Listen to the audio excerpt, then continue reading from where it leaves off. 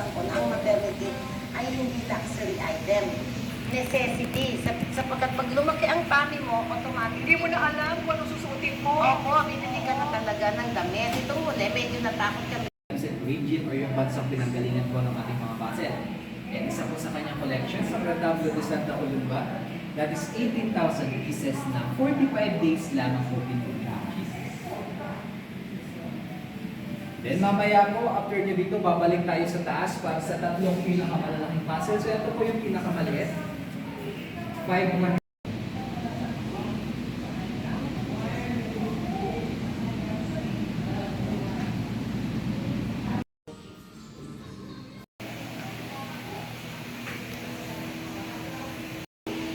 Kinailangan sa application ni Gina ang papasok sa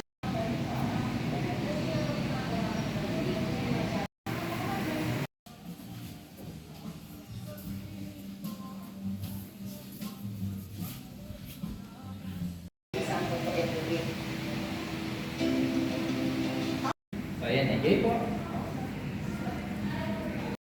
sobra. Pati sa Gina, para makapag-umpisa ng habang kinilala ko ang manigo sa mga tindahan sa damit para sa mga buntis.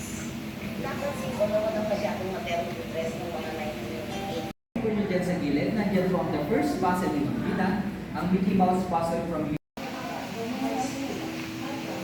Ang tummy mo, ang China bata, eh napakaswerte ka na kasi hindi gumagawa. isang tao lamang ang nag-assemble. Siya po si Miss Georgina Hill from Taipei.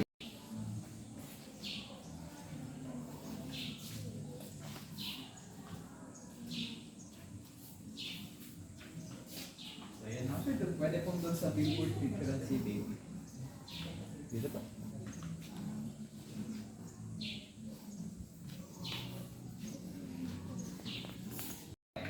Naman po assemble.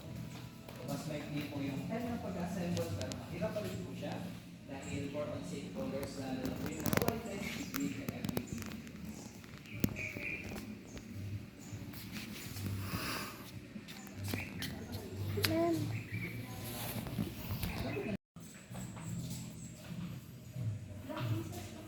$33,600. 24,000.